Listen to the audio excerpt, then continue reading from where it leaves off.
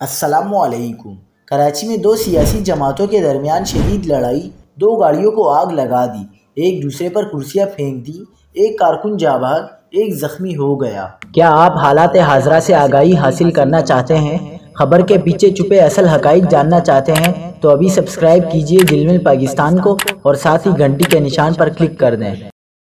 آپ کو بتاتے چلیں کہ کراچی میں رات گئے دو سیاسی جماعتوں MQM پاکستان اور پیپلز پارٹی کے کارکنان کے درمیان جھگڑے اور فائرنگ کے تبادلے میں ایک شخص جاں بحق اور ایک زخمی ہو گیا، جبکہ نامعلوم افراد نے دو گاڑیوں کو بھی نظر آتش کر دیا۔ ناظم آباد نمبر 2 میں رات گئے دو سیاسی جماعتوں MQM پاکستان اور پیپلز پارٹی کے کارکنان میں جھگڑے میں ایک دوسرے پر کرسیاں پھینکی گئی اور فائرنگ سے MQM UC کا انچارج 48 سالہ فراز جاں بحق اور راؤ طلعہ زخمی ہو گیا۔